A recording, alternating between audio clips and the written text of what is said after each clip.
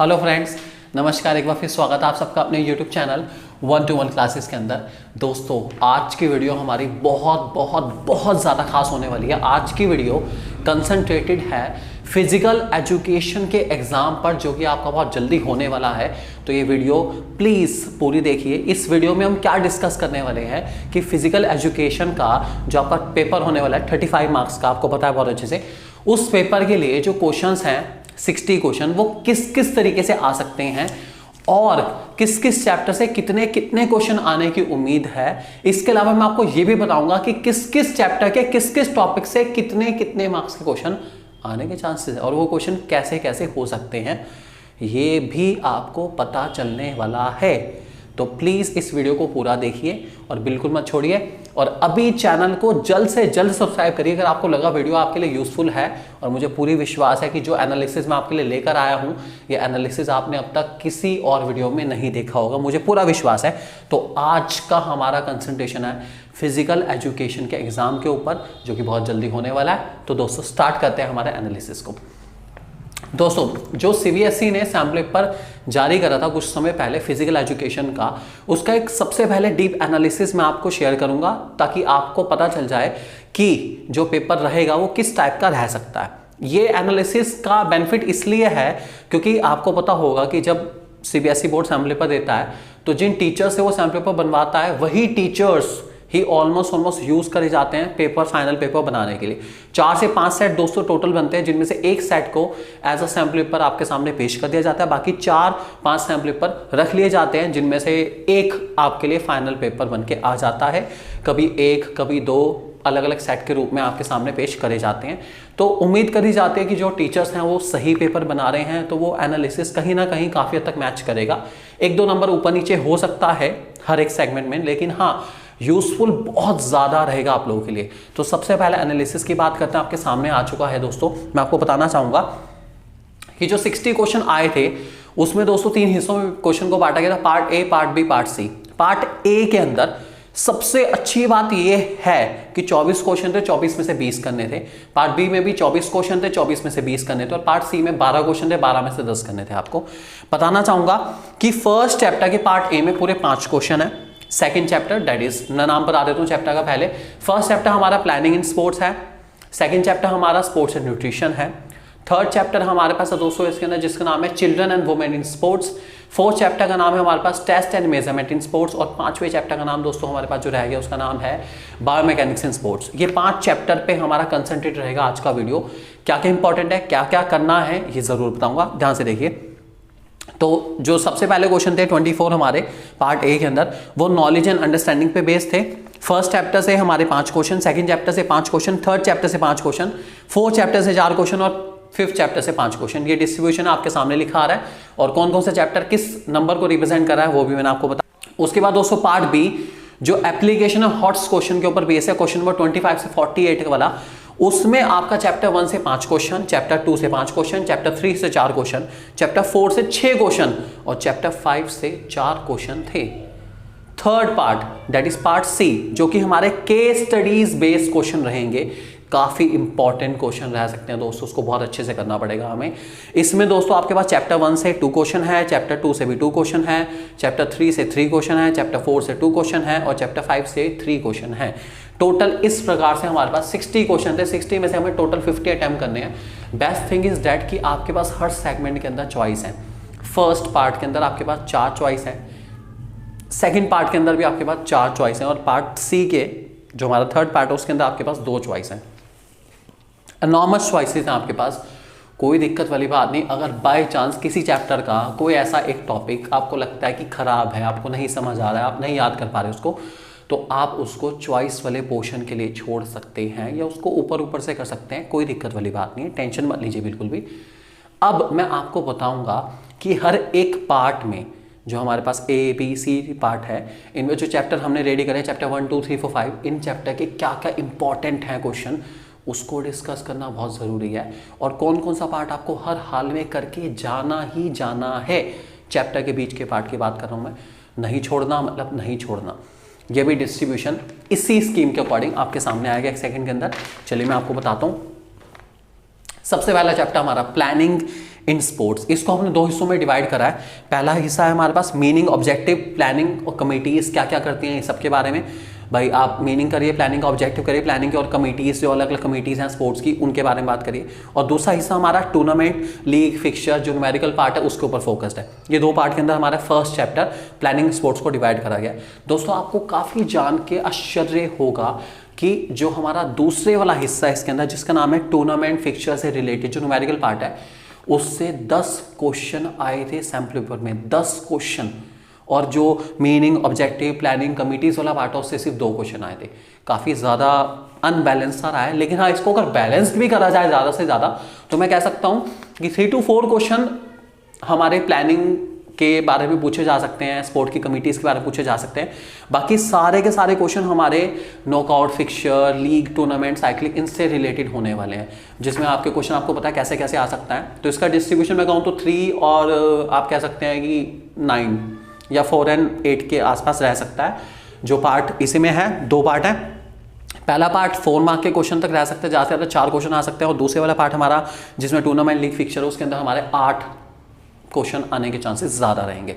तो इसको थोड़ा सा ज़्यादा अच्छे से करना। न्यूमेरिकल पार्ट काफ़ी इंपॉर्टेंट, इसमें क्या क्या आ सकता है, नंबर ऑफ बाइज निकालने का फॉर्मूला हो सकता है, नंबर ऑफ राउंड निकालने का फॉर्मूला हो सकता है, और नंबर ऑफ राउंड निकालने का फॉर्मूला हो सकता है दोस्तों, बाय किसको दी जाएगी, अपर हाफ में पहले है, लोअर हाफ में पहले है, इस टाइप के क्वेश्चन हो सकते हैं। असर्शन रीजन बेस्ड क्वेश्चन हो सकता है इसी के ऊपर बेस्ड पर्टिकुलरली। और सबसे पहले मेथड किसने डिस्कवर करा था, कहाँ कहाँ यूज़ होता है, इस टाइप के क्वेश्चन आने के चांसेस ज़्यादा रहेंगे। इसके अंदर आपको बहुत अच्छे से प्रैक्टिस करनी पड़ेगी। उसके बाद दोस्तों हमारे पास चैप्टर 2 आता है, जिसका नाम है स्पोर्ट्स एंड न्यूट्रिशन। बहुत इंपॉर्टेंट चैप्टर है वाला दोस्तों। इसको हम 2 हिस्सों में डिवाइड करा है। पहला हिस्सा हमारा है कंपोनेंट्स ऑफ डाइट, जिसमें आपके मैक्रोन्यूट्रिएंट, माइक्रोन्यूट्रिएंट, ये सब चीज़ें आती हैं, जो कि चैप्टर की बेसिकली हमारी कोर पार्ट है, कोर पार्ट है, काफ़ी इंपॉर्टेंट पार्ट है। इसको बहुत अच्छे से करके चलना पड़ेगा आपको।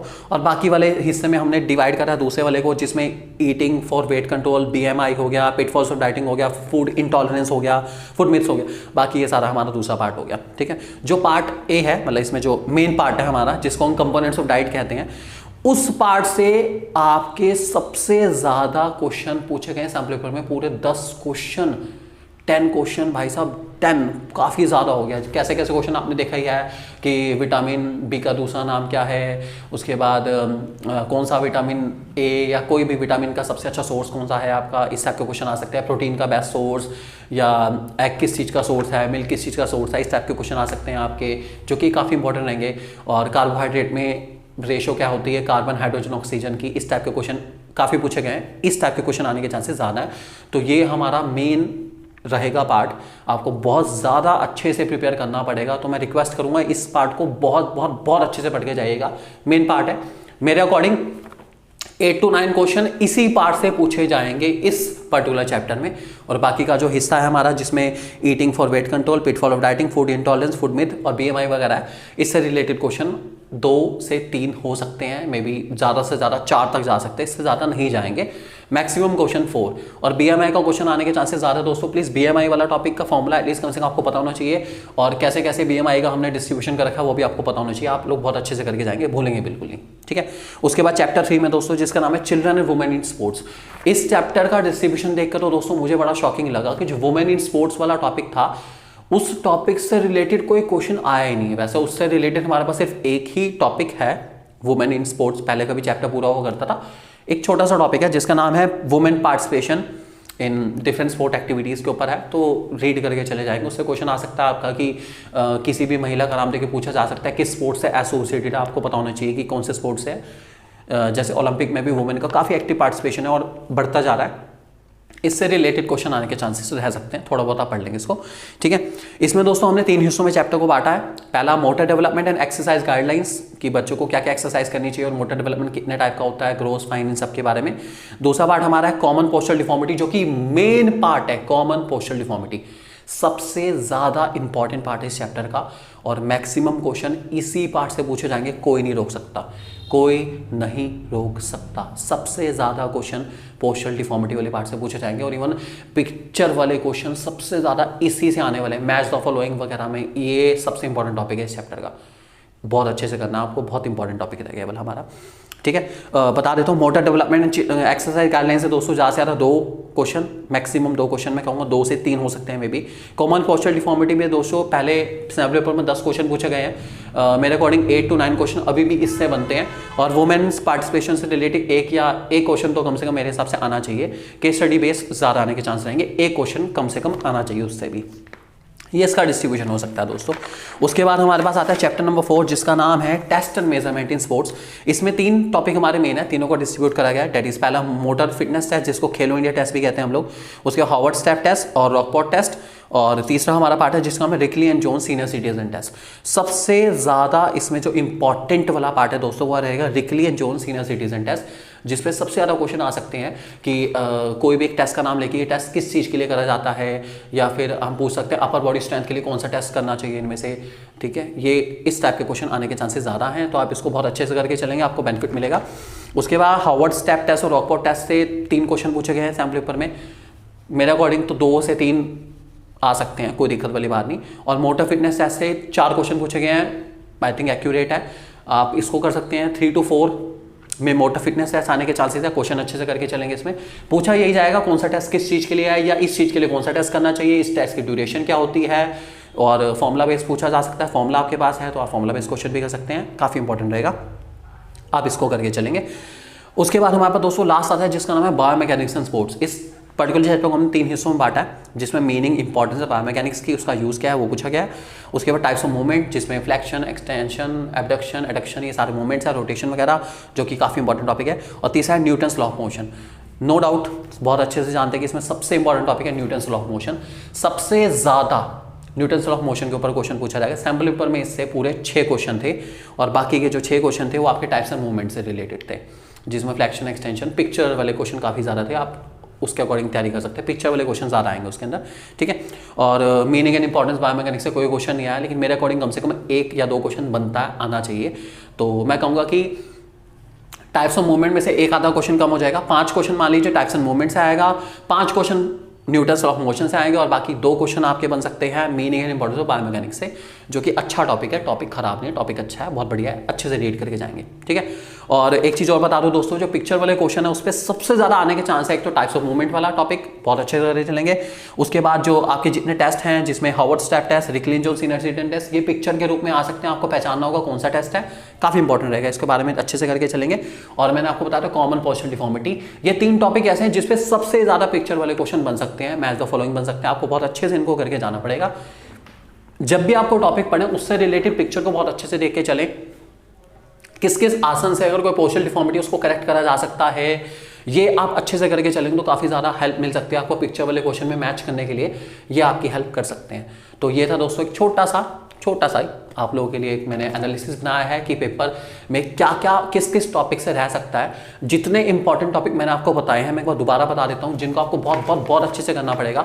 और मेरा पक्का वादा है अगर आप लोगों के कमेंट्स आए और आप लोगों ने वीडियो पे अच्छा रिस्पॉन्स दिया तो इन टॉपिक पे वीडियो एग्जाम से पहले आ जाएगी, और ऐसी वीडियो आएगी जिसमें आपके टॉपिक को मैक्सिमम क्लियर करने की कोशिश करी जाएगी। ये मेरा वादा है, बस आपके अच्छे कमेंट्स चाहिए। और जैसे आप लोगों ने पिछले साल क्लास 11th में फिजिकल एजुकेशन वाली वीडियो को इतना प्यार दिया और पूरे इंडिया के अंदर उसको वायरल करा, इस वीडियो से मुझे पूरी उम्मीद है कि आप इसको उतना ही प्यार देंगे, और आपके कमेंट्स जितने अच्छे उसमें मिले मुझे इस पर भी मिलने की पूरी उम्मीद है। आप हमारा फ्री टेलीग्राम चैनल ज्वाइन कर सकते हैं, व्हाट्सअप ग्रुप ज्वाइन कर सकते हैं, ताकि हम मैक्सिमम हेल्प कर पाएँ आपके। क्योंकि मेरे गेस्ट पेपर रहेंगे फिजिकल एजुकेशन के एग्जाम के लिए, और बाकी एग्जाम के लिए भी मैं एक एक करके दूंगा आपको, तो वो आपको मिलेंगे मेरे टेलीग्राम चैनल पे और व्हाट्सअप ग्रुप के अंदर। प्लीज़ उसको जल्द से जल्द ज्वाइन करिए, आपको डिस्क्रिप्शन में लिंक मिल जाएगा उसका, और जल्दी से जल्दी ज्वाइन कर लीजिए आपको, ताकि सारा मटेरियल मिल पाए। उसकी वीडियो सॉल्यूशन वाली आपके सामने जरूर डिस्कस करी जाएगी सारी की सारी, और समझाई भी जाएगी। और जो मटेरियल है मेन मैं बता देता हूँ कौन कौन सा है। एक तो आपको टूर्नामेंट लीग फिक्सचर वाला टॉपिक बहुत अच्छे से करना है, components of diet, micro macronutrient बहुत अच्छे से करके चलना है। उसके बाद कॉमन पोस्चरल डिफॉर्मिटी, ये तीसरा टॉपिक हमारा था। उसके बाद आपका Rikli and Jones senior citizen test और न्यूटन्स लॉ ऑफ मोशन और टाइप्स ऑफ मूवमेंट। ये 6 टॉपिक करने वाला बच्चा आई एम 101% श्योर कि 35 में से 27-28 मार्क्स से ऊपर गेन कर लेगा, क्योंकि ये आपके मेन टॉपिक है। 70 to 80% पेपर इन टॉपिक के ऊपर बेस्ड होगा, ये पक्की बात है, कोई नहीं रोक सकता। 70 to 80% कह रहा हूँ दोस्तों, 100% नहीं कह रहा, लेकिन 70 to 80% पेपर इसी टॉपिक पर होगा। झूठ नहीं बोलेंगे बिल्कुल भी। जितना एनालिसिस करा गया उससे 1-2 नंबर ऊपर नीचे कहीं भी किसी भी क्वेश्चन में हो सकता है, लेकिन जो एनालिसिस है उसको शेयर करने का मेन पर्पस ये था कि आपको बहुत अच्छे और इंपॉर्टेंट टॉपिक पता चल जाए और आप उन पर बहुत अच्छे से कंसंट्रेट करके चल पाएं। ये था आप लोगों के लिए दोस्तों एक छोटा सा एनालिसिस फिजिकल एजुकेशन के लिए। अगर आपको वीडियो अच्छी लगी हो तो प्लीज़ शेयर करिए मत भूलिए, लोगों के साथ, दोस्तों के साथ, सबके साथ शेयर करिए और चैनल को सब्सक्राइब करना बिल्कुल मत भूलिएगा, बेल आइकन को प्रेस कर दीजिएगा। थैंक यू दोस्तों, thank you very much, God bless you, take care.